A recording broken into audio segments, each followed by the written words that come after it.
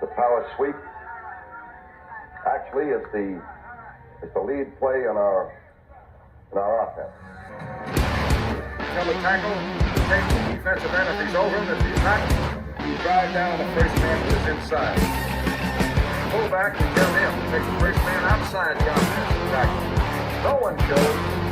Go right by them and field inside.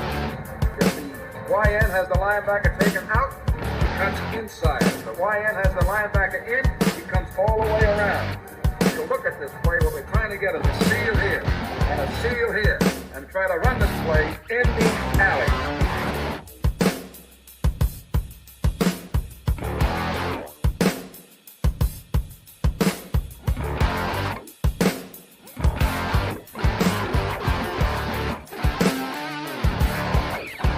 Hey, what's up, guys? Welcome into Packers Total Access. My name is Clayton. You can check us out on Packernet.com. You can find me on Twitter at Packers_access. We're live here on YouTube and Twitter. You can also find this episode in podcast form by scanning the QR code in the upper right corner of the screen, and you'll find some other great Packers podcasts there as a part of the Packernet Podcast Network. Now, I'm joined alongside my buddy Jacob from the Packernet Fantasy Podcast. We got Tim live in Green Bay, fresh off a wedding. My man looks like he's just on top of the world today. and by the way, loving the helmet, man. Loving the helmet. Getting ready to put the wall together. I know you got a Hornets jersey you're going to throw up there too. I'm excited about it, man. That's looking good. But Jacob was telling us he just sat around and been a fat, lazy loser all day and watched football. So, Jacob, I want to know, dude, what did you take away from the NFL today? Did anything kind of pop to you right off the bat? Man, you ain't got to go into great detail, but, you know, it seems like every Sunday there's like a theme. When you get through watching, it always ends the same way with kind of that gif from or the meme, I should say, from Anchorman, where Ron Burgundy leads back with that beer and says, wow, that escalated quickly, right? Every Sunday I go, didn't see that one coming, but what stood out to you today, man? I mean, I watched, I guess, for the first time. So what game did you get in the in your local coverage? I guess I should ask in Tennessee. I'm not sure. I've got Sunday tickets, so I use the $40. He's one of the Richie Riches. The multiple game. Humble brag. I've got Sunday ticket. I'm more jealous of Tim than anybody, man. Forget Sunday ticket. Being right there in Green Bay, you know you're going to get every Packer game, right? Man, it's a beauty. Yeah. I feel bad for Jacob stuck over there in stinky Purpleville over there. Having to see all that. Wisconsin state taxes, darn it. I should not have basically. Yeah, I've been blessed since childhood, man. Market 2, baby. And then now I'm up here in Titletown. So, yeah, always get the game. What I had to watch was the Lions versus the Panthers, which, whatever. It was a decent game for a little bit. What I did see, though, was that, I mean, it looks like the Lions are for real. I mean, they are playing the Panthers, so I guess we need to maybe say that first and foremost. But I did say, Clayton, I texted you, did you get a chance to see that one-handed interception from Aiden Hutchinson? I still haven't seen it, man. You haven't seen it? Did you get a chance to see that, Tim? No, but I totally believe it. I don't know. I can't remember off the top of my head, but I think he's lined up in like maybe a 5 or 7 technique or something like that. And he comes hard off the edge, off the snap, like really great out of the stance. And then all of a sudden you see him stop, diagnose the fact that the guy's like, I think the guard or somebody else is slipping off. And he's like, oh, this is a screen. Why are they letting me do this? So then he turns around, reverses, like literally does like a 180. And then as he's looking, he throws his hand out just like, because he can see, I think the quarterback, his arms motions going forward. And he just intercepts one-handed the ball, like the freaking screen pass, turns around, runs it in. I mean, it was just like, the dude he's good, man. He's really, really good. But, he's good at the football. He might be one of those, what do we call it? Generational talent, right? He might fall into that category. He's just so young, and they seem like they know how to use him, and that he fits the defensive scheme, and that the coach and all that kind of seems like it's just meshed completely well. Other than that, I mean, right now, I believe, are the Vikings still losing to the Chiefs? Yes, there's 8 minutes and 20 seconds left. The Chiefs are up 27-20, and I believe the Chiefs have the football right now. I think. Let me double check here. Give you an update. Now, if they're on defense, it's a 2nd and 15 though. So, Vikings doing Vikings things right now. So, at their own 15. Jake Shavink in the chat said, I I guess he was checking out the Falcons game. He said the Falcons can throw the ball apparently to their studs, wild times. So it sounds like they're trying to put it together. I think Kyle Pitts was actually their leading receiver for the first time. I don't think he broke 100, but he, for the first time ever, I shouldn't say ever, but first time in a seemingly long while, actually got used. So, yeah. Man, what cracks me up every time they show Travis Kelce, I think of the meme I seen where they said they showed a picture of Aaron Rodgers and him with those mustaches, and they said they look like two cops who are about to turn off their body cams.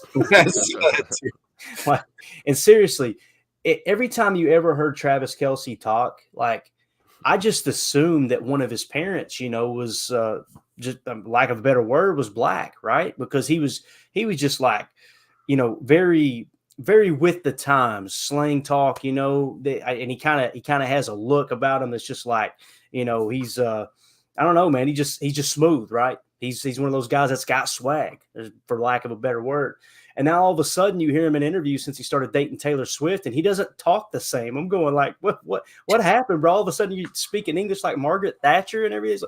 Like, well, today we had a great game. And I'm like, bro, and somebody hit it with a meme too on Twitter, and I laughed so hard. And I don't know the guy's name, but they posted a picture of evidently someone else was feeling the same way I was feeling about how he changed his voice and his tone and everything. But they had a picture of him and Taylor Swift driving off in that convertible. And they said, man, this brother, they said he went from being a brother to straight Grease 2023, talking about the movie Grease. I was rolling, dude. Know your role and shut your mouth. I remember Ryan used to talk about that too on the pod, how Aaron sometimes, you remember this, Jacob, back in the day, Aaron Rodgers would be doing an interview and all of a sudden he would just start talking like he was from, from the streets, you know what I mean? He'd switch his accent like 80 different times. That was his thing. You never knew like where he from exactly. Randomly slipped in that Southern accent. They were my name. I like bread. The other thing too, I don't know if you guys follow college football much, but the former coach for the Notre Dame Fighting Irish, you guys know I'm a big Irish fan. Moment of silence for them this weekend. They took one on the chin from the number 25th ranked Louisville Cardinals. But Brian Kelly used to coach there, right? And he's like 120% Irish, right? And he was always very, very brash. His accent was very Boston-like, And then he goes and takes that job down there with LSU. And immediately they had him at halftime, at half court, talk to the fans at a basketball game. And he said, I'm just so happy to be down here with my family. We were like, what where did that accent come from, dude? Like, it's just amazing how people feel like they have to be something other than what they are, man. Cracks me up. Let's see here. Stephen Smith in the chat said, what a weekend, boys. College surprises. Amazing stories. A smattering of fallen snow. Dang. Kid crying for heat as he wears shorts, and the Flagathon in London. So it's time to holla. All right. There you go. I bet people get a kick out of hearing me say holla anyway with the A there. So perfect art. That's pretty good. That's pretty good, Clayton. Holla. Yeah. Holla. It's not holla back. Holla. It's holla back youngin. Is that what they're saying? You went back to like 2004 with that one. I thought that was like last week. Man, that's how old I am. I'm over here with my New Balance and white socks, right? Yeah, rolling. All right, let's do this. Real quick, the Vikings, I think, just messed up their best shot at coming back in this game. Yeah, they really. Yeah, I've got it right now. It's a 3rd and 7 is what I'm showing, Jacob. They're at just threw it away. All right, so we're looking at a 4th and 7 here with 4 minutes and 54 seconds left. Sure. Cool. And we'll look at the standings as everything wraps up here too, gang. Just to kind of give an update on where the Packers sit in the NFC, and we might go around the league a little bit deeper later on. But what I really wanted to dive into, and keep an eye on that game, Jacob, I've got it right here too. By the way, the New York Jets are beating Denver 24-21. I don't know if you guys remember when Sean Payton basically made fun of the OC there, Nathaniel Hackett. But that's right. Yeah, there's just they're over there throwing rocks at each other, man. It looks like a dumpster fire, to be honest with you. But all right. Good deal. So looks like the Rams are going to go down to the Philadelphia Eagles, so that'll help us out in the standings. I'll show you the standings. Let's do this. Let's hit the standings real quick, and then we'll get an updated version here in a minute. This is what it looked like as of 15, 20 minutes ago. Okay, you'll notice the Packers are in 10th place in the NFC right now. Obviously, the 7 mark is the cutoff, and of course, it depends. If one of these teams below somehow, some way, having the best record in their division would kind of make this look a little wonky. But to the best of my knowledge, it falls pretty well in order. So ahead of the Packers, as far as getting in the playoffs right now, are the Rams, the Saints, and the Falcons. Okay. Now the Bucks are leading the NFC South at 3-1. So the Falcons would be a wild card. Now we know they've got the tiebreaker over us as it sits right now, but we have the tiebreaker over the Saints. So the Rams just lost. To the best of my knowledge, that game is over. So the Packers will leapfrog the Rams. And now we're behind we actually may leapfrog the Saints. I think we just got to look at the tiebreakers there, because I think it goes conference record first, if I remember correctly. Let's see what their conference record is. 1-2. Ours is 2-2 as it sits right now. So we may leapfrog the Saints as well. So we're just basically one spot out of the playoffs behind the Falcons. Unfortunately, they do have that head-to-head tiebreaker on us if it comes down to that. So we'll revisit that here in a little bit. But never too early to start talking about playoff implications. I'm sorry, man. That's something I once we get the first quarter through the season, I don't want to hear anybody complain about it. You're going to hear me talk about who's in the playoffs, who's not, right? All right, let's do this. We got number one Packer fan in the house. Said, "What's up, crew?" Stephen Smith says, "Spend a tad of time below the Mason-Dixon to pick up a bit of Southern speech. And calling every woman mom or ma'am. I'm sorry, mom. Whoa, don't do that. Whoa. Every woman, ma'am or miss. Gotta live it, love it, whatever. LOL." Yeah, I say ma'am everywhere I go, and I'm telling you, the first time I went to Wisconsin, dude, I thought I thought they were making fun of me. And Mandy was like, "No, Clayton, they're not making fun of you. They freaking love you." Like, because we went into a sandwich shop, and I was like, "Yes, ma'am," and they were like, "Whoa, like, did they not say ma'am up here? Like, what the heck's wrong with people?" Where I'm from, you get cuffed in the back of the head at the dinner table if you don't say ma'am, but that's a story for another day. Jake Shavink in the chat said, "Sean Payton in the offseason, Hackett was the problem. Sean Payton now, Broncos organization is the problem." Yeah, that pretty much sums it up, Jake. Just pointing the finger everywhere, for sure. I know who was it I was talking to? I was talking to Mike. Well, I probably shouldn't say this. Never mind. I'll just say Mike Wall. I think Mike Wall agrees with you, Jake. I'll just leave it at that. But yeah, put my foot in my mouth there. All right. Let's move on to some of these matchups with the Raiders game. Y'all good with that? Yep. Let's do All it. right. Packers offense. Right here are your PFF grades. This is our 11 personnel against their nickel defense. All right. And you'll see some of the colors start to pop off the screen, right? When you look at the weakness on their defense, let's just kind of go from the front four, work our way back. Okay. Again, this is their nickel defense. At defensive end on the left side, this is from the offense's perspective. You've got Wilson at a 37.7. There's only 2 edge defenders that have graded out worse than him in the entire National Football League. Okay. Then you got Jerry Tillery. This really blew my mind because Tillery was a solid player just a couple years ago, right? He's grading out at a 38.6 as an interior defensive lineman, 124 out of 129 interior defensive linemen. Up next to him, you've got Butler at a 65.7. He's the 44th highest graded interior defensive lineman. And then you got the stud, Max Crosby, at a 91.6. So when you just take a glance at that defensive front, let's hop over to the Packers offense. All right, let's take a look at their offensive line and how it matches up. Really nothing to worry about on that left side is Rasheed Walker, 67.7. You like to think he can hold his own against that. I'm just going to say it, against a scrub, or at least playing like a scrub right now in Wilson, right? You're getting Elton Jenkins back, who's grading out as a 62.8. I think we would all agree Elton's a little bit better ball player than a 62.8. Kind of got off to a little bit of a rough start.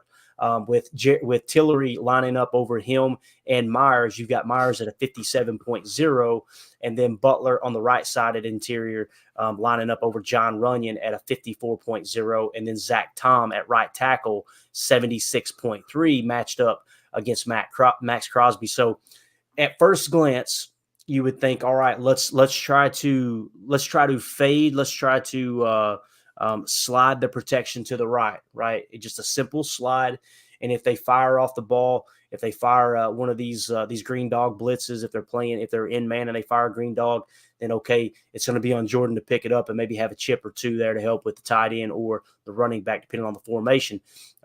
That's kind of what what first pops to me. But I believe it was you asking me the other day, Tim, if I remember correctly. Somebody was asking me, does Max Crosby move around? So I went back and watched the tape. And when I watched the tape, what I came away with is about 70% of the time he will line up over the right tackle or, in a wide 9 on the right tackle side of the field. Okay. And the other 30% of the time he lines up over the left tackle. Okay. I didn't see any snaps, and I'm not saying that it didn't happen, but the last game I watched, from all the snaps that I seen, and I believe I covered them all, I didn't see him do anything exotic like lining up in the A and the B gap and moving around like Aiden Hutchinson. He's probably just going to be on the edge. Okay. So Jacob, I want to get your take first, man.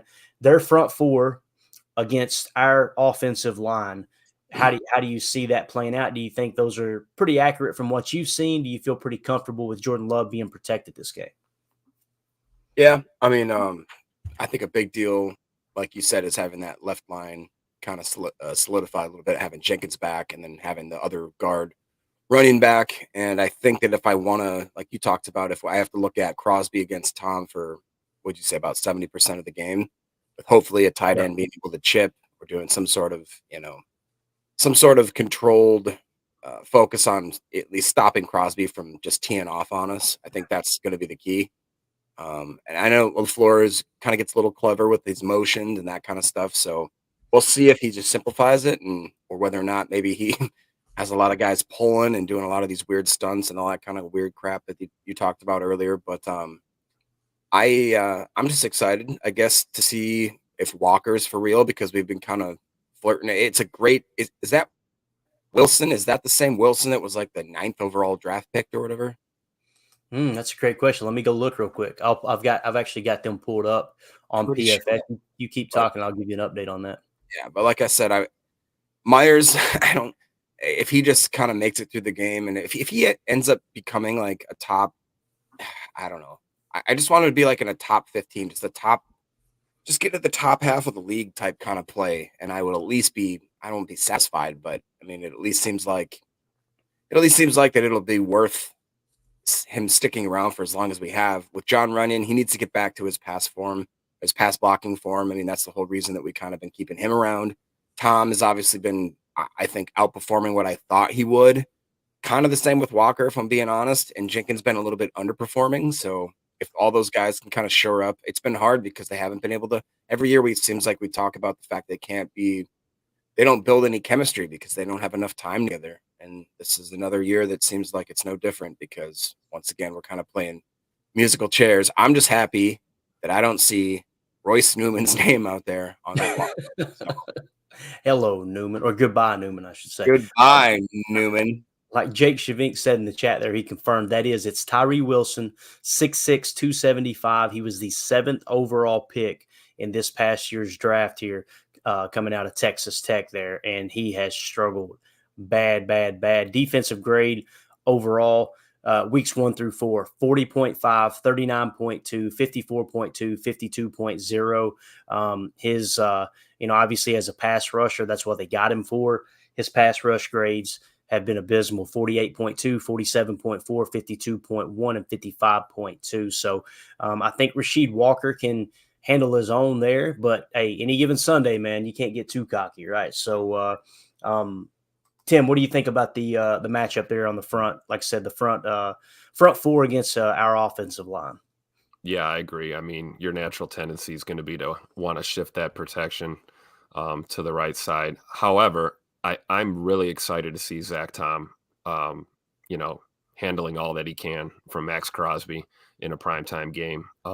We already know Zach Tom is extremely talented, but it's always good to see him go up against, what I would consider Crosby to be an elite pass rusher. He would fall into that category. So they've got one elite pass rusher on this D. So I think, if that right side of the line, holds strong, maybe we do. Maybe we have to send a little chip block in there with our running backs here and there, or, be quick to throw that check down. As I believe you guys alluded to before, Jay Money's got to get that check down out in those situations if somebody's beat dead to rights like that. But I think this could be a get-right game for this offensive line. Getting Big E back out there at left guard that's huge. It's going to have a ripple effect on that entire line. So, yeah, and this offensive line, they've been missing attitude, and he's definitely the enforcer on that offensive line. There's no two ways about it. Let's see. We got R. Showers in the chat said Packers need this game badly. I think hard to hold your head up after bombing twice on national TV for a young team. Doubt has to be creeping in. Don't need that getting any worse. Yeah, I mean, I think every week is a must win. This one does feel really, really big though, because you gotta go out there and prove that you can do it in prime time, right? And there's always these little boxes that you got to check throughout the season, and that's one that has been talked about for starting quarterbacks, since the beginning of the National Football League, ever since Monday Night Football started way back in the day. Is can a NFL quarterback, insert name, perform in the bright lights and handle prime time? It's something it's a very real thing. I mean, you've seen Aaron would step up, Brett would step up, right?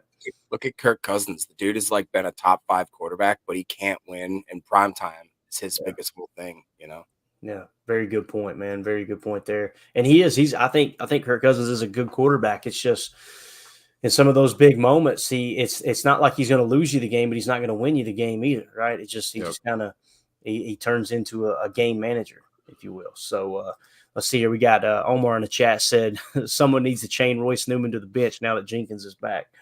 I tell you what, man, Royce's wife didn't, or fiance, I'm not sure if they're married, didn't do him any favors on that video that was released when she said that he gets his hair done more than her and gets the blowouts and all that. I was like, dang, boy.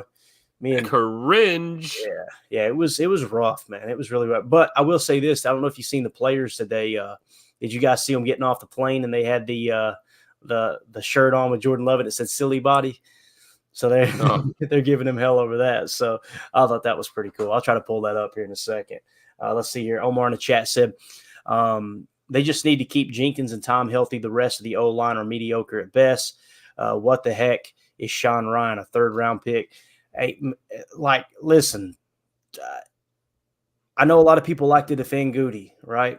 And I've been guilty of it myself, but he's whiffed on some picks, man. I mean, that 2nd-rounder Josh Myers, it's not even the wit. Like we know how hit or miss the draft can be.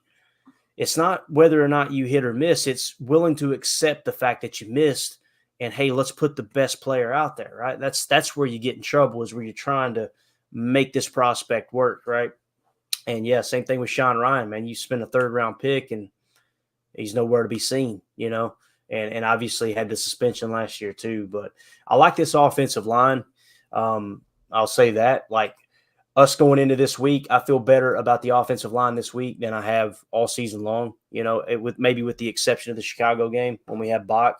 But outside of Bach missing, I think this gives us a good chance to contain Max Crosby and hopefully control the clock, control the time of possession, and maybe turn this into a running game a bit. And that's another thing about Tyree Wilson there on the edge. I'm screaming run it left this game. My goodness, man. Let's don't get too fancy. Let's don't try to do too much pin and pull. Let's don't try to do too much counter, right? Let's just line up and blow them off the freaking ball and run it between the tackles and throw in a little wide zone with some boot action. Let's don't get too cute. And please, for God's sakes, no halfback throwbacks. All right, let's don't do that this game. Let's take a break from that for a second. We're not going to see that the rest of this year. I sincerely believe that. We better not see that play again this year. Yeah, no doubt. Let's see. I'm sorry. I was gonna go on to the next stage here, but we got another comment here real quick. Omar said we only got one pass rusher too. Gary, the rest of them are like Waldo. Where the heck are they? I want to see Lucas Van Ness have a coming out party. But obviously he's not getting very many snaps. Preston Smith has played the run pretty decent, surprisingly. But as far as a pass rusher, you got to get pushed from the interior, man. You got to. And the problem is teams are running the ball on us, and that's one of our weaknesses. So it's, which came first, the chicken or the egg, right? You got to stop the run so you can get to those passing downs. And I think we do have a good pass rush. It's just we haven't got to see it at full strength. So what's that? This stat was before today happened, but before the games were played today, Sunday, the Packers pass rush They had a blitz percentage of 40.5%, which is 4th in the NFL, and a quarterback pressure percentage of 41.2, which is 5th in the NFL. Yeah. Assuming it was coming here tonight or tomorrow, I should say. And it's not, and people talked real quick just while we're on this. Andy Herman, love the guy. He had what he talked about on his segment today, said the Georgia trio, how he wants more out of Stokes, Wyatt, and Walker. And he prefaced it with obviously Stokes been hurt. It's not his fault. Wyatt is, or I should say Walker has been getting a lot of tackles, but needs to be a little more consistent in certain areas, he said. But then he said Wyatt, he's seen nothing out of Wyatt. And I got to disagree with him with that because Wyatt is, I think Ryan shared some of the statistics that he is, I think, top 3 or top 5 as far as pressure percentage or pressures in the league as far as D tackles go. So I just wanted to go on record saying that one was a little bit shocking to me. And I do think that he is a key going into this game because if he can figure out some way to be just a little bit better stopping the run, TJ Slayton's been decent, but we need one of those interior guys to step up and really help out against that run game because it's starting to get a little ugly. But as far as pass rush goes, I think we're pretty darn good right now. Although the edge room has been a little bit disappointing, it's a little surprising. Yeah, and that's the thing. Like I seen that with what Ryan said about Wyatt too, and it's true. He's I would venture to say he's top 10, maybe top 15 in the entire league of interior defensive line pass rushing ability. The problem is he's hot booty against the run, right? He just plays so out of control. That's what I see on tape. I see him running into other lanes and just getting out of control and not really keying in on the run. And when he does key on the run, he's getting blown off the ball against the run. But yeah, I disagree with what Andy Herman says about him, playing bad. And I somewhat disagree with what Ryan's saying about, he's I shouldn't even say that. I don't think Ryan's saying he's a top tier defensive lineman. He's just pointing out how effective he is in the pass rush. You just got to put it all together. There's no doubt about that. So let's see here. Number one Packer fan said, I think the Packers need to get back to playing straight up football, not trying too much special stuff, and find those things they can do better than anyone else. It's exactly what I'm seeing on tape is they're just trying to do too much. They're putting too much on the offensive line's plate. The defensive line against the run is just getting blown off the ball. They're not getting penetration. On top of that, the linebackers are kind of laying back. They're not being aggressive enough, and when they are aggressive, they're shooting the wrong gap. So it's the downfall of the defense you've built, where it's, hey, look, we're going to be really, really strong in coverage and really strong in pass rush. But when you do that with these high-end talents as far as a high ceiling, you're going to get yourself in a situation where maybe they don't play the run as well, and that's just kind of the yin and yang of it all. Stephen Smith said, keep wanting to ask, does a team have an insurance policy to cover payroll of players who suck? No, Stephen, I don't think there's any Geico program out there for that, my man. Don't think so.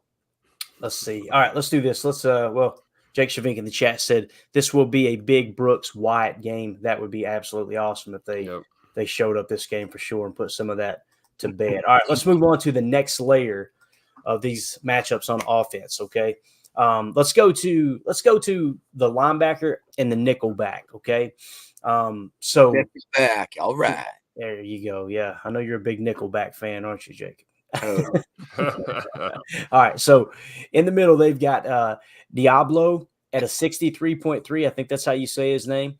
And you've got, God, my eyes are so bad. Is that Spillane? Is that how you say that? Is that what that? You probably can't see it either, can you, Jacob? You're as old as me.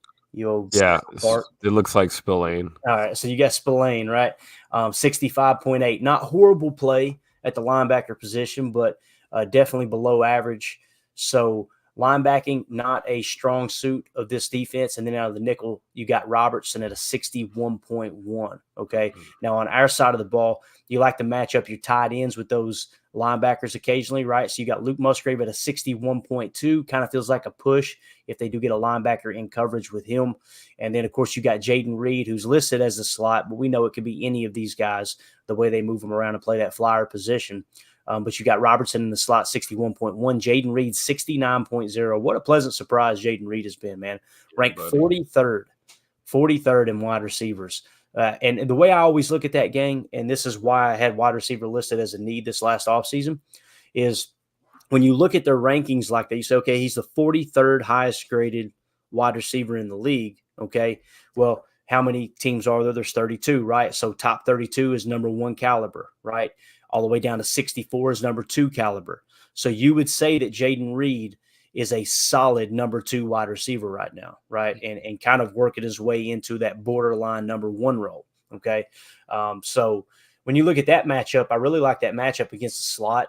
Again, I was so keyed in on not Aiden Hutchinson, but Max Crosby, that I didn't get a chance to really pay much attention to the type of coverage they play. So I don't think they play much man, although McDaniel's coming over from New England. They play a very, very, very hybrid version of defense where you'll get a mix of zone and man, but they like to play that bullseye approach as well. But Jacob, at the second level there, man, with those linebackers, Diablo 63.3, Spillane at 65.8, and then, of course, you got Robertson in the nickel 61.1. What pops out to you there, man?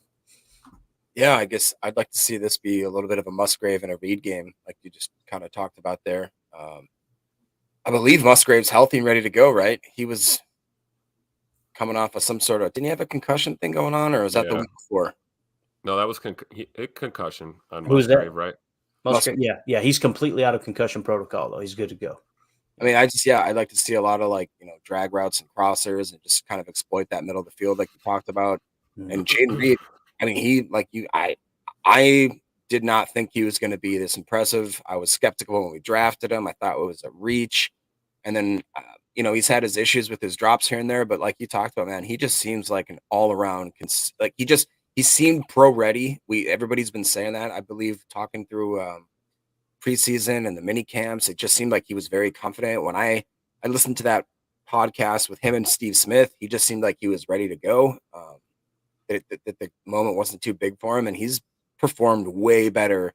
Like you said, when I look at those lineups, I mean, and then that's overlooking 2 Dobbs rated as the 16th overall receiver. I think that's something that we have kind of taken for granted. Watson and Jones right now are unranked, I'm assuming because they don't have enough snaps to make the criteria. So just that alone right here, if you take a snapshot, which you basically is what we're looking at here, 2 of our arguably best offensive pieces don't even have a real registered grade as far as where they fall in their rankings because we haven't seen such a sample size. You know what I mean? So if anything, you get this offensive line healthy. Nothing on that defense scares me. I mean, they have somewhat decent safeties, I think.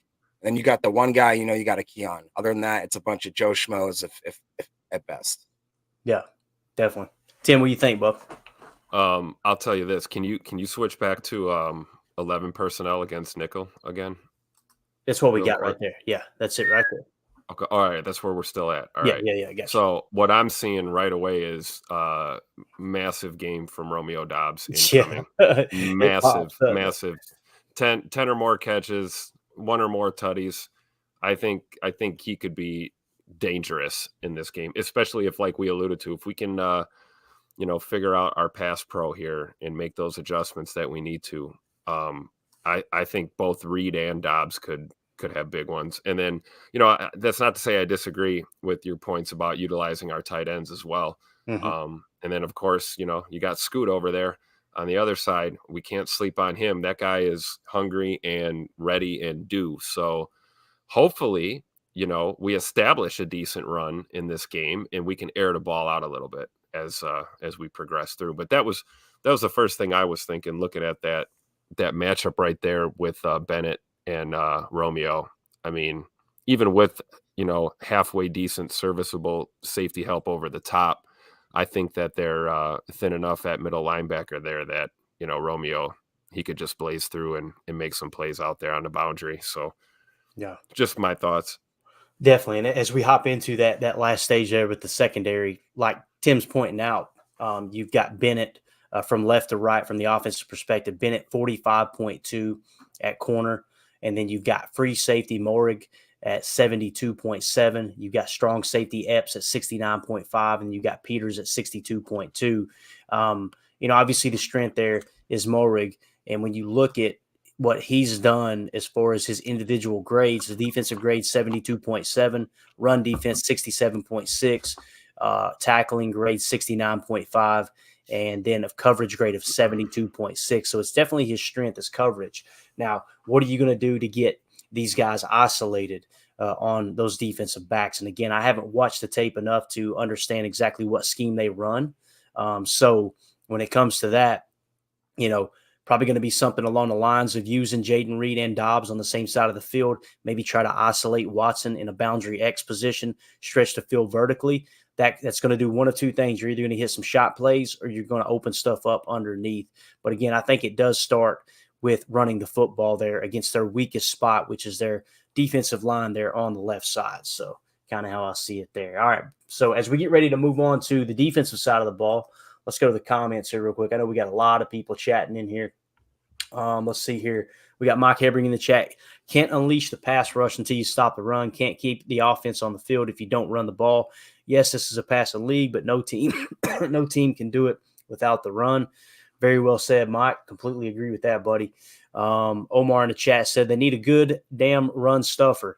They don't have one since they've not had one since BJ Raji and Gilbert Brown. All the young guys they have are pass rush specialists. None of them are run stuffers.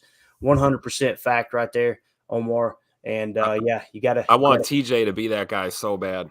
And he is. He really is, right? Like, don't you feel like he is? He is. The problem is when you go to nickel, right? When they come out in 11 personnel and you're forced into nickel, now you're kind of what I'm seeing is they're trying to force Devontae White out there, and rightfully so because he's such a good pass rusher. But they're running against nickel, so now you're vulnerable, right? And teams see that. They see it on tape. They see that these guys aren't gap sound, and they're not getting that push against the run.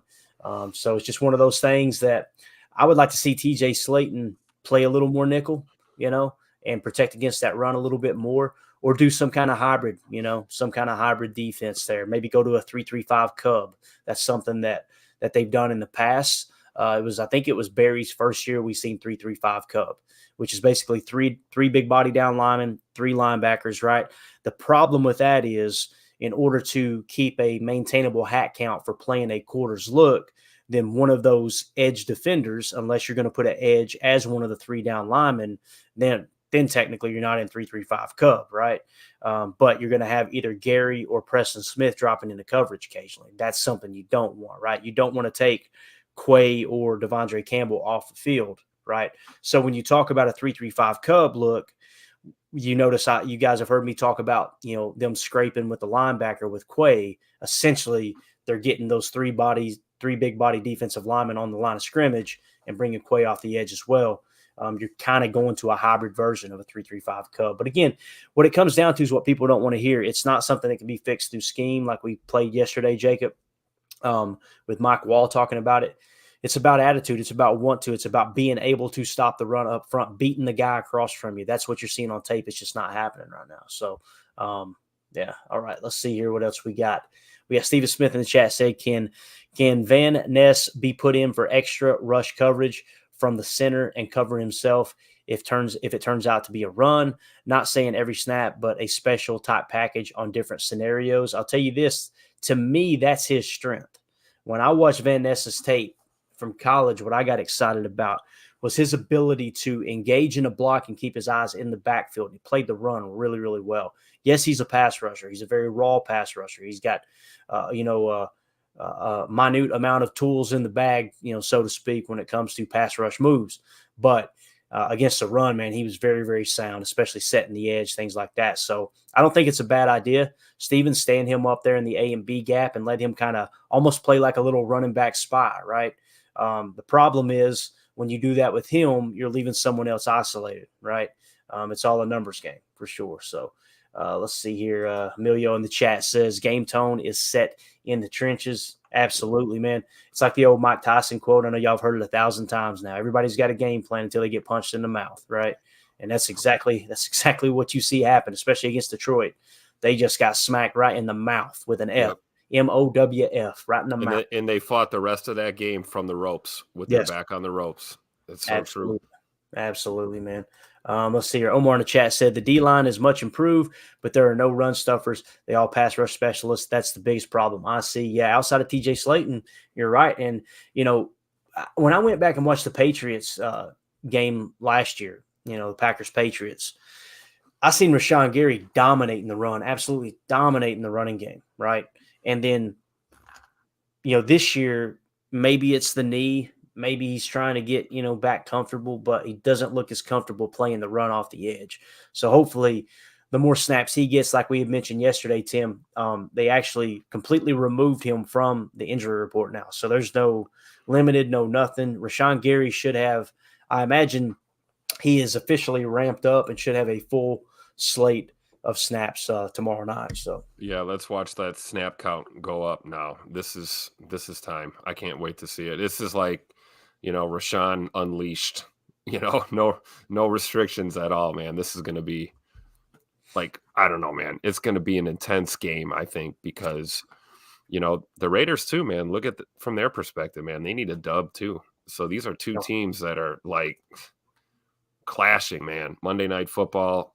Couldn't ask for a better scenario here, better stage. Like I said, man, I think Rashawn's gonna not surprise us because if the guy came out and played like a monster, it wouldn't shock anyone who's watched him over the past couple of years as he's developed into who he is. So, right. But it will be nice to see him without the snap count or the pitch count, if you will. Yeah, for sure. Yeah. It's going to be interesting. Like I'd heard, I think it was Mike Wall talking with Marcus Eversole on his pod the other day, and he said, he had heard someone else in the media say, this is a must-win game for the Packers, but the problem is it's a must-win game for the Raiders too. So, it's kind of how it works there. All right, let's move on to the defensive side of the ball. Let's go to Packers nickel.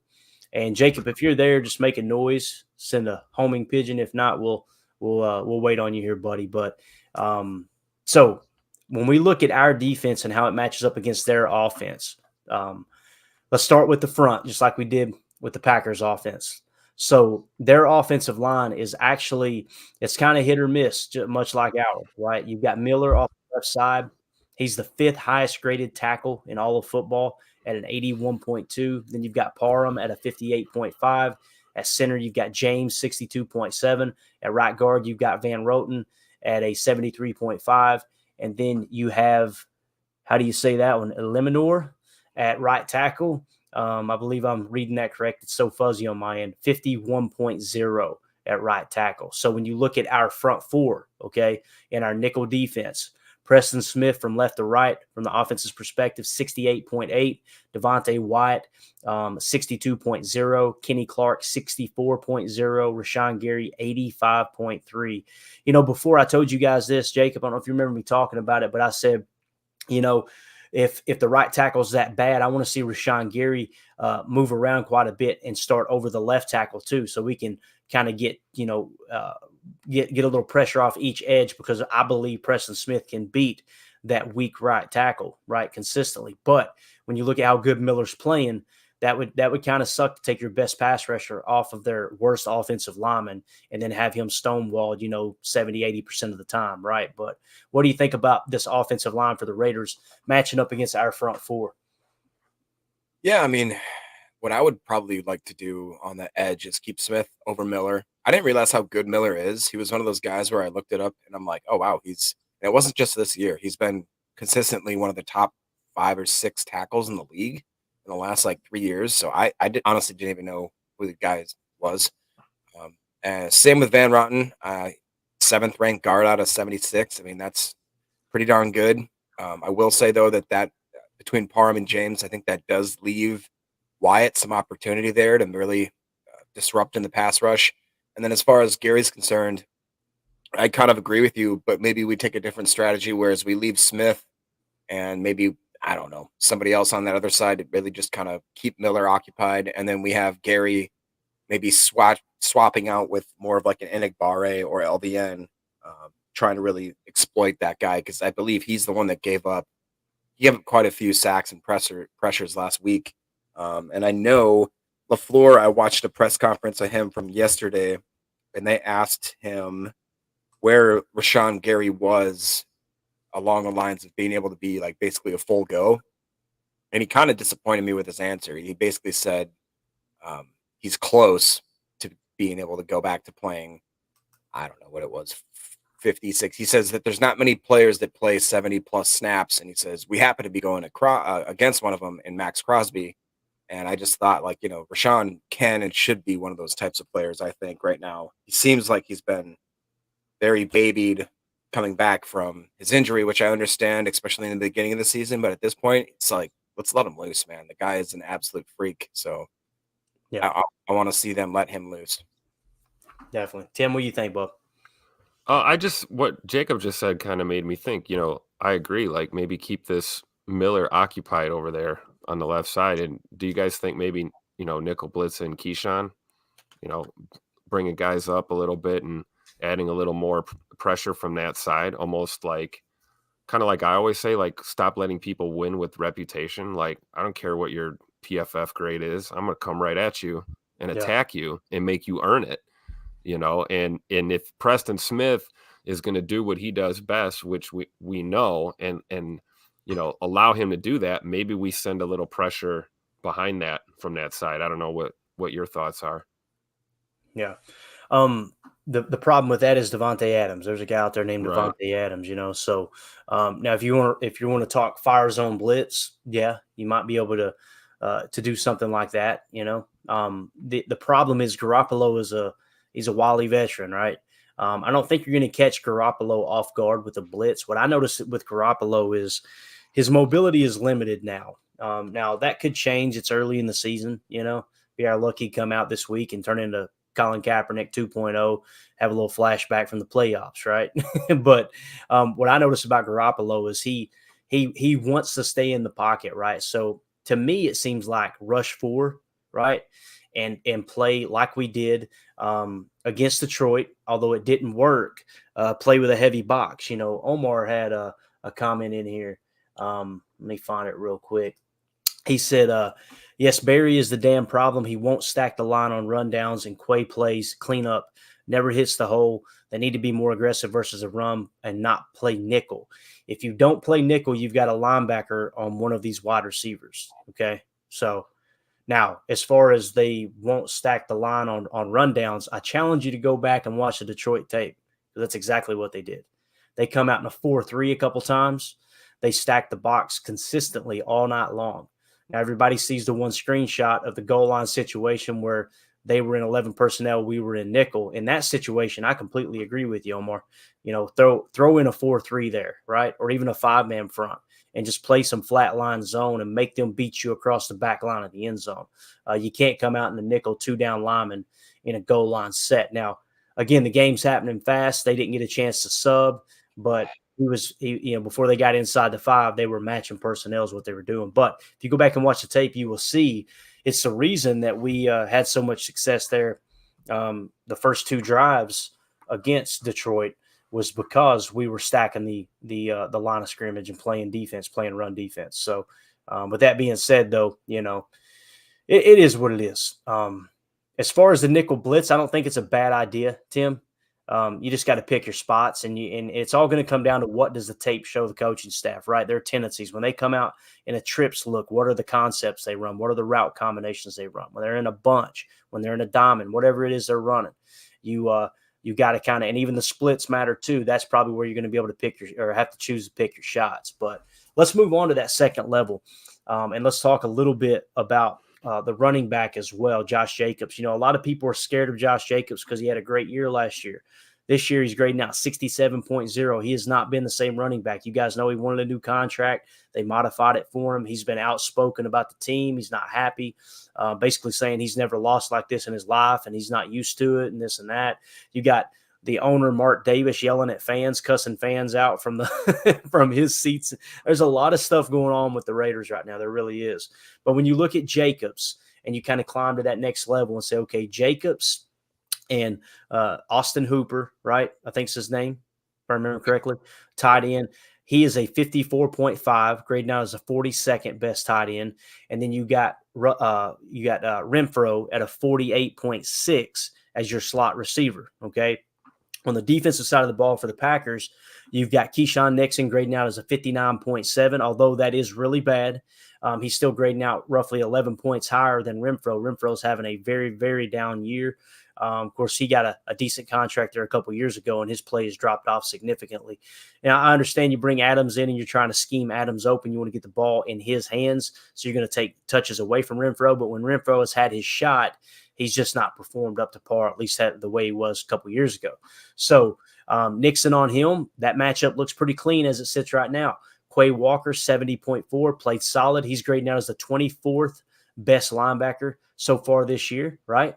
And then you got McDuffie, a 51.9 in place of Devondre Campbell, which we know he will be out. So with that being said, you're going to be playing a lot of spinner, in my opinion. You're going to be playing spinner, and you're going to be doing it from the side opposite of Davante Adams. That way you can keep a little bit of bracket coverage on Davante if they don't choose to go man coverage and have Jair follow if indeed Jair is on the field. So that's kind of plays into effect inside the box as well. But Jacob, as far as tight end, running back against our linebackers, and of course their slot receiver against Nixon, how do you see that there at the mid-level? I mean, yeah, it's not very scary. Look at, like you said, Austin Hooper, very underwhelming. Everybody was talking about Michael Mayer would be their big tight end threat. I'm really glad that I didn't buy any shares of him in fantasy football just because I just for some reason didn't buy into it. And I'm glad I didn't. I think he only has like 2 catches. So then you look at, like you said, Hunter Renfro, guys, he's 111th out of 113 wide receivers right now. He is literally almost as bad as you can get. And like we talked about Nixon, he's been rough in certain stretches, but I am confident in him. I'm very confident in Quay's ability to do in the coverage game.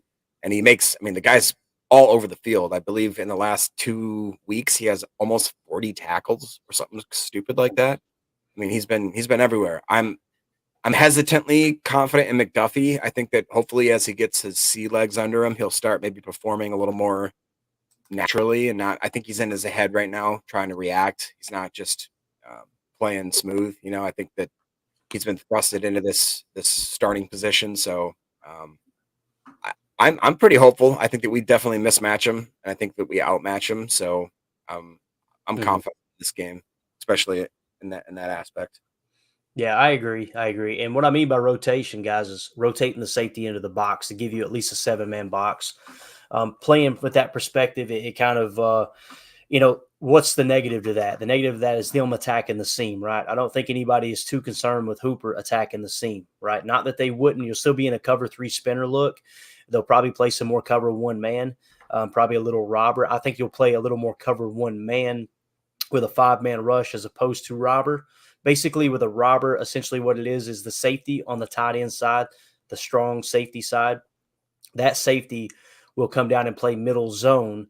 The free safety will play deep center zone, and everyone else will be in press man coverage. They could play off, but typically it's press man, mirror match press, that type of defense. So if you play with that look, then you're going to have the safety in the box. But again, it doesn't matter how many safeties you put in the box. If Savage is going to fly down there and miss a tackle and not play gap sound, and this defensive line is getting blown off the ball, it doesn't matter how much you spend, right? And that's what Mike Wall was talking about. You know, everybody thinks it can be answered. The answer is scheme. We just need to adjust the scheme. It's the scheme. No, your guys are getting beat one-on-one.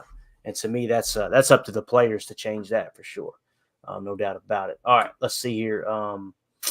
Let's move on to the secondary now.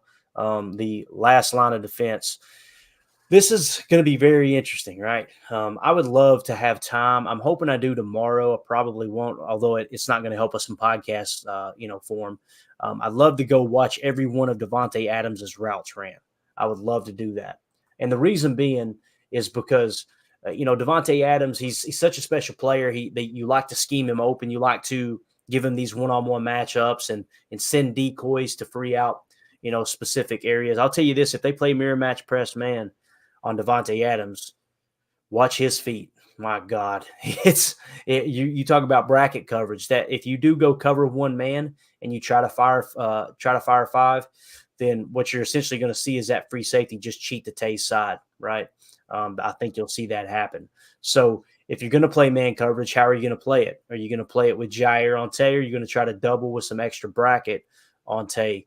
With the number 2 receiver, all of that bullseye style from Belichick's defense.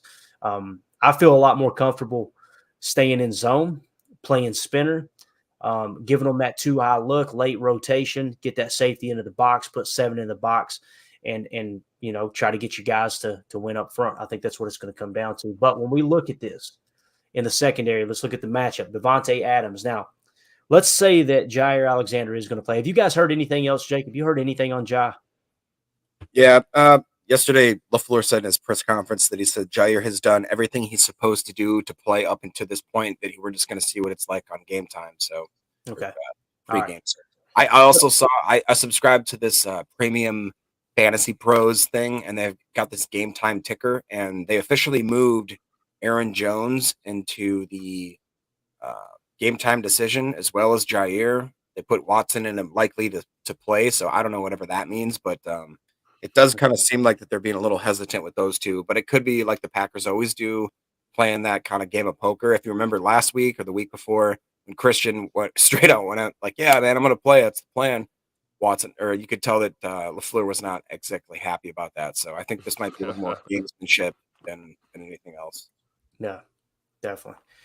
Yeah, so if you've got Jair Alexander out there, obviously the ideal matchup is to put him on Tay. Now, he may follow like we did against Justin Jefferson last year in that second matchup against the Vikings. That makes things very, very convoluted. If you do see him follow, then look for a lot of man coverage all day. If they're going to play their traditional style defense, with a too high shell, with a lot of quarter, half, that type of defense, then you'll know that right off the bat when Adams is on the opposite side of the field from Jair Alexander. Okay, that's probably what you'll see there. Now, if they play more man, he may follow. Now, if you look at that matchup and we inserted Jair there on Adams, obviously I still give Adams the upper hand. I don't think Jair has played great this year. His back, obviously, he's going to be a little bit rusty. I give the matchup there to Davante Adams personally. Now, on the opposite side with Jacoby Myers, you would have Rasul Douglas covering him at a 74.9, right? And then, of course, we already talked about the slot. Now, at the safety position, Rudy Ford, like we had mentioned, I think he's got the second lowest passer rating when targeted in the entire NFL this year, right? According to, I think it was PFF that put that statistic out that Ryan shared on Twitter. Rudy Ford's playing good right now at a 70.2. Darnell Savage, not so much. Surprise, surprise, 59.7. So how do you eliminate the vulnerability of Darnell Savage? We just talked about playing spinner, right? The way you eliminate it is playing two on the shelf with your quarters look with quarter, half zone match principles, right? Now, if that happens, you got to get pressure on Garoppolo. You got to get pressure on Garoppolo regardless. But if you're going to play quarter, half, you really got to get hit home with a four-man rush. If that's the case, put Gary on that left side. Absolutely abuse the right tackle all night long and see if you can get some interior rush off the left side. I want to see Kenny Clark playing a little 4 and 5 tech over the left guard with a wide 9 combo on the left tackle. You can isolate that left tackle by putting Preston Smith out in a wide 9, and now you've got Kenny on passing downs abusing that 58.5 at left guard. That's what's going to help your safety position back there. But again, if Jair Alexander doesn't play, you've got Rasul Douglas on Tay, if he does follow, 74.9. You got Valentine at a 57.1. And then, of course, like I said, Savage 59.7, Rudy Ford at 70.2. That's how that Shells look is going to kind of play out. Jacob, how do you feel about that, man? Would you want Ja following Adams and us playing primary man coverage, or would you like to see more of a zone match principle, quarter, half, quarters look, country spot drop, that type of thing? And Tim, did you hear that? Only because it sounds like Adams is not going to be 100%. That doesn't matter. He was doing his game time decision too. I think that no matter what he's going to play, obviously he wants to stick his thumb into the eye of the Green Bay Packers organization and say, "Don't you wish you had this?" And same thing with Jair. I think that both of them, they'll almost be waiting for the other one to say, like, "Are you going? Are you going to play? All right, I'm going to play. Okay, fine." And then I would assume this is it's going to be very frustrating because I think it's going to be one of these issues where it's going to divide the Packer Nation in half. And no matter what happens, half of them are going to be like, "He should have been following him, man up the whole time. Should have been shadowing him." And the other half is going to be saying, like, to me, it almost makes a little bit more sense to do the old adage of like maybe put Rasul on Adams and then put like Valentine and Jair, have them double the number 2. You know what I'm saying? So, or I don't know, dude. I feel like he's gonna burn us no matter what. I feel like no matter what we do, he's gonna end up with like a $125, 2 touchdowns, and everybody's gonna be saying the same. Even if we win, I think that they're gonna be like, fire Barry. He's the worst ever. Davante Adams is just amazing. It doesn't matter what this defense does, Jacob. They're still going to be screaming fire, Barry. It cracks me up. We can shut them out, and they'll still be screaming. See, I told you we had the talent. Now fire Barry. Right. Davante Adams knows this offense inside and out, guys. Like, no matter how much it's quote unquote changed since Rodgers left, he knows the blueprint. He knows it. So, and he's one of those, like, I think, freaky smart players that people maybe underestimate. So I have no doubt that Josh McDaniels is probably picking this dude's brain all week, trying to figure out if there's any little subtleties or, things that they can key on. But I don't know, dude.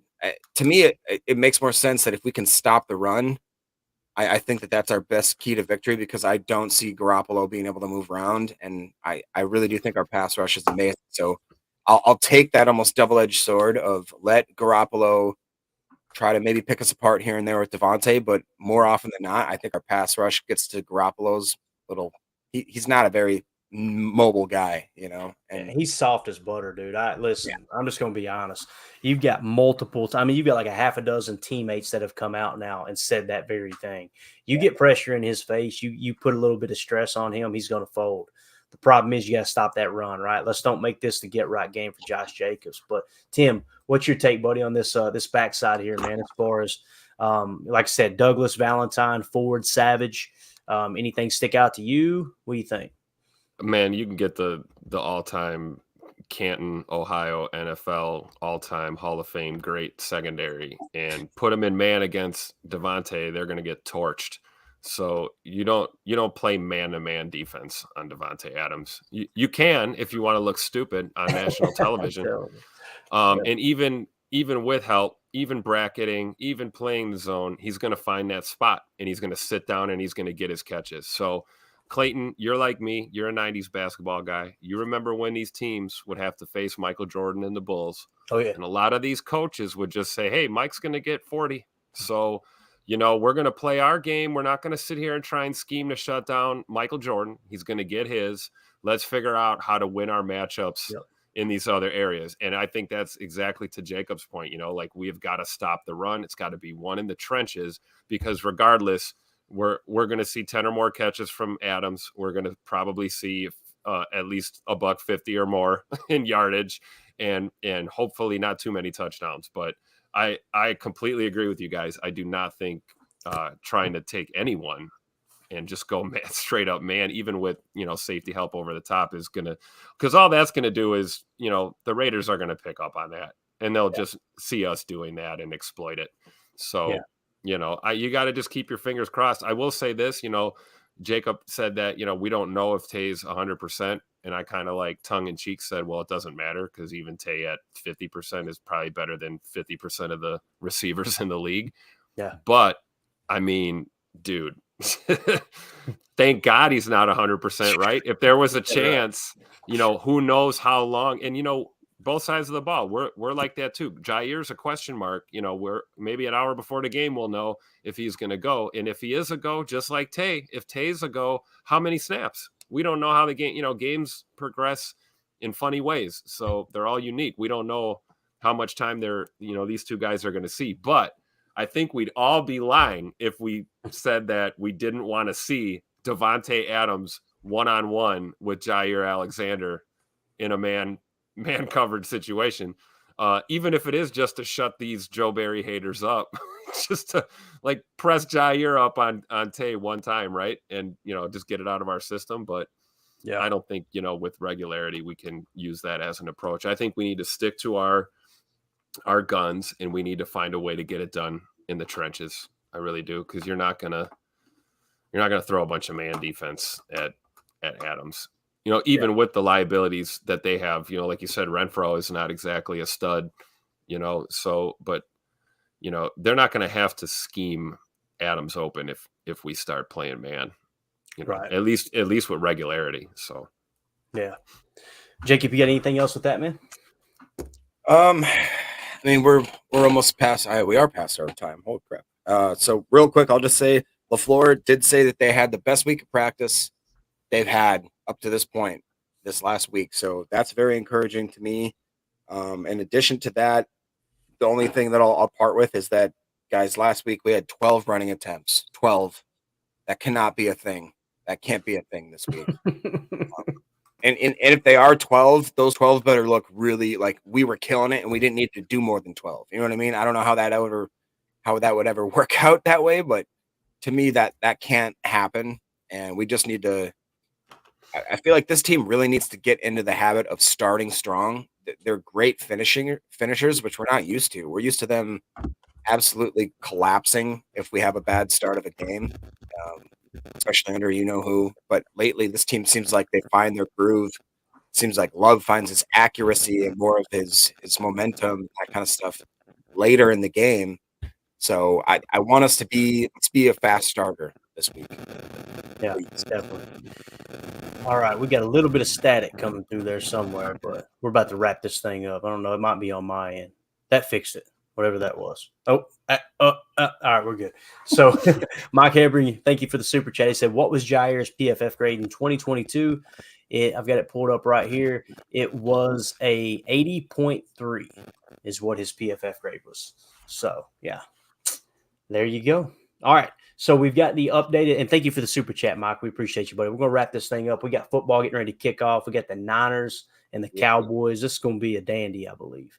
I think this is arguably two of the best teams in the NFC, right? And that's a big rivalry from the 90s. I don't know if you guys haven't seen this. There's a game called, or a show called, I can't remember if it was the Football Life or it was the Timeline. NFL Network does a bunch of different shows that they've done in the past. There's a 2-part series on the San Francisco 49ers Dallas Cowboys rivalry. It is awesome. If you guys are, 90s kids like I am, man, it'll take you, talking about nostalgia overload. It's really, really cool. Really cool. So, again, thank you for the super chat there. Let's look at the standings. Y'all ready? Bang, it's updated. So, we now leapfrog the Rams. If we win tomorrow night, I think I'm almost positive that it goes to conference next, right? Which would make us 3-2, and the Saints would be 2-2. Okay. So, let me think here. Who are we playing tomorrow again? We're playing the Raiders. That's out of conference, right? So yeah, we've already got it. Never mind. We got to win. If we win, we will leapfrog the Saints. Okay, and then I think we would be tied with the Falcons as far as conference. No, they would have the edge. So we would be sitting in the number 8 spot. There's no chance of us leapfrogging the Falcons if we win tomorrow night, but if we do win, we will leapfrog the Saints, which will put us 1 spot out of playoff contention. Not contention, but a playoff spot there. And again, I know it's early, but what never if too early. If the Cowboys lose tonight, will we jump them? The Cowboys, let's look it over here. I don't think Eagles so. Would be standalone number 1 in their division. See, they would be 3-2. They would be 1-2 in the conference, and then we would be 2-2 in the conference. So we would have them with that, right? We'd have more wins. Yeah, you're right, Jacob. If the Cowboys lose tonight to the Niners and we win tomorrow night, the Cowboys would drop below us, if I remember correctly, right? We would leapfrog the Saints, which would put us in the 7 spot. Yeah, you're right, dude. Good eye. Good eye, man. Yeah, that's interesting. So we're all 49ers fans tonight, right? Which, when you get this far in, sound careful. Like that food poisoning, bro. Yeah, so the way I look at it, when we get this far into the season, I start rooting for the undefeated teams. I'm looking for those teams that's already got a loss or two. We go, okay, that, because we all know it's going to come down to it, right? If the Packers play at the level we think they can play at, I think they'll be in the hunt for that 6 or 7 seed when the time comes. It's just you need some of these teams that are, sitting at 2-2 right now to lose these ball games, right? You want to get them in that range where you can pass them. I'm excited to see how the team responds tomorrow. Again, if the 49ers do win this game tonight, and then we come out and we beat the Raiders, hey, we're right back in playoff contention, right? If we lose to the Raiders, now we're starting to kind of fade back to that 6-win range, right? 6 to 7 wins. is kind of how it's going to feel for me. But parting thoughts, Jacob. Let's wrap this thing up and watch some football, bub. Man, I'm just like we said, we kind of know what it takes to win right at this point. I'm just really curious to see what Aaron Jones and Jair are going to be doing. I think it just might be again some kind of trick stuff, some little mind games, some Jedi tricks that Matt LaFleur is trying to play right now, because it just seemed like that him and Watson, Jones and Watson, that is, were on such a similar path coming back from those hamstrings, where all of a sudden Watson's off that list completely. And then I am worried about, I want to see how our middle linebackers played. I think that's going to be maybe a key to our victory tomorrow or the loss, is if Quay is able to play at full speed, and if McDuffie can kind of take over what Quay used to be, and that, Quay is definitely, is he the green dot now for sure? Now that Even when Devondre's on the field. Yeah. Okay. So at least that to me is hopeful, because that doesn't change, which I think is a huge dynamic. I think people overlook that on the defensive side of the ball. And then on the offense, man, I'm ready for this offensive line to finally get a get right game, and maybe let Jordan Love have a lot of time, like an inordinate amount of time, where he can pick apart the defense, that really crappy defense. I mean, everybody should eat this game. I want Musgrave to come out. I want Watson, 2 tutties. Let's go. Yeah, I like it. I like the enthusiasm. Badger Trio in the chat says a win is big going into the bye. Absolutely, Omar. Packers must win. Let's see here. Badger Trio says 8-win gets in this year. That would be awesome, right? I like our chances of getting to 8 wins as it sits right now for sure. Omar in the chat says Cowboys going to lose to San Francisco, best team in the NFL thus far, man. Yeah, hey, look for that T swing tonight, guys. Please look for that lead T swing. Look for a play where you're going to see the running back run a swing pattern, right? They're going to look to throw a swing pass, and they'll have a lead blocker out in front. It'll probably be Juszczyk. There may be times that they scheme it open where it'll be a tight end or even the flyer receiver coming over like we use Jaden Reed. I'm telling you, it's taking the league by storm right now. I just hate that Jordan didn't capitalize on it last week. Omar in the chat said Dak is good for at least 2 INTs tonight. And then, of course, R. Shalver said, I think he was saying cringe, but he said we all clinched on that one, Clayton, when I said we're all 49ers fans tonight. I think everybody, you could hear a collective sigh across Packer Nation go, ugh. Yeah. Tim, parting thoughts, buddy. Pack is getting the win. Getting it done. Monday Night Football in Sin City. Got to remember, a lot of our guys have homes there. Keyshawn, I believe Keyshawn lives in Vegas part-time. I think Aaron Jones too. So this will be kind of, guys will feel right at home there. And I think having a young team, you're playing in Vegas on Monday Night Football, man, you need a win. You're going to be tuned up, ready to go. I hope they settle down and settle into this game. And I would like to see the opposite of what we saw against Detroit. I'd like to see them come out and just run the damn ball. Yeah. Just run it. You go 3 and out on your first drive running the ball, I'm not even going to be mad at you after what we saw against the Lions. So hopefully they get enough of a run game going, or at least make the Raiders believe that we will. And I think, to Jacob's point, man, we give Love a good pocket and we pick them apart. We get the dub. No score prediction from me, because the only one that matters is the dub. So that's how we leave Vegas on a Monday night with a win going into the bye. Go Pack, go. That's all I got, guys. Love it. There, that's what we need. So what I want to see happen is I want to see Jordan take the check downs. I'm telling you, they were all over the field against Detroit. That's how you run the ball without running the ball. Exactly. Yep. Don't try to get greedy. Don't try to force the ball down the field. You'll have your shots. We know you'll have your shots, right? I want to see a good mix of just straightforward running the football between the tackles, mix in some wide zone, do a little boot action off of it, take what the defense gives you.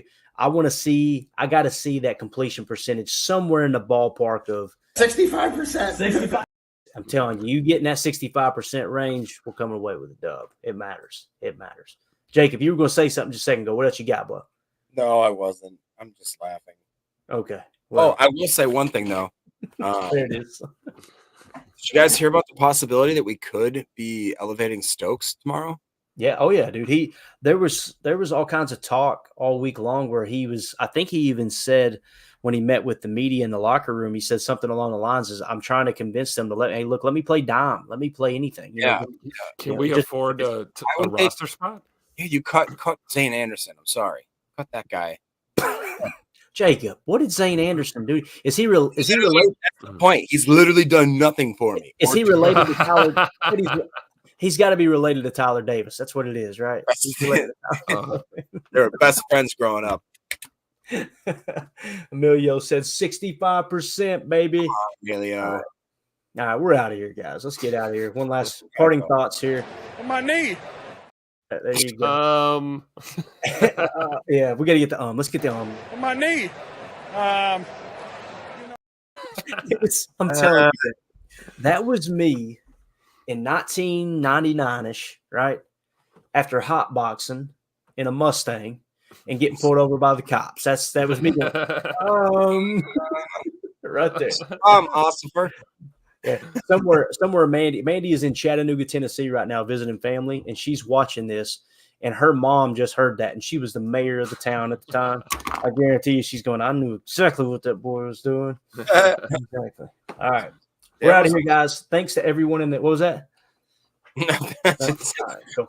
All right, keep it to yourself, Jake. Yep. My God. All right. Thanks to everybody in the chat. We really appreciate you guys and gals for hanging out with us. Want to give a special shout out to Mike Hebring. Thank you so much for the super chat, buddy. We appreciate it. And again, get your name if you're hearing this and you want to get entered into the contest to win an autographed John Kuhn jersey. We're going to be giving that away tomorrow night. After the Monday Night Football matchup against the Raiders during the post-game show, we're going to spin the wheel and give that jersey away. I know AJJ shot me an email today, said, hey, I just got the Lucas Van Ness jersey, so he got that one safe and sound, which is absolutely awesome. So just love giving back to you guys. Like I said, we really appreciate everybody who are YouTube members of the PTA Posse. All you got to do is click on the homepage and click join. Also, if you like this type of content, scan the QR code in the upper right for Packernet Podcast. We've got a whole schedule or a whole slew of podcasts, I should say, all geared around the Packers. You will get at least one podcast every single day of the year. That's what Ryan Schlip, the founder of Packernet Podcast, has prided himself on right there. So appreciate everybody in the chat. Like I said, thank y'all for hanging out with us. Enjoy the game tonight. Y'all stay safe. As always, let's go out and be the change we want to see in the world. Go Pack, go. The power sweep. Actually, it's the lead play in our offense. Tell the tackle, take the defensive end if he's over him. If he's not, you drive down the first man to his inside. Pull back and tell him to take the first man outside the offensive tackle. No one shows. Go right by them and field inside. If the YN has the linebacker taken out, he cuts inside. If the YN has the linebacker in, he comes all the way around. So look at this play. What we're trying to get is a seal here and a seal here, and try to run this play in the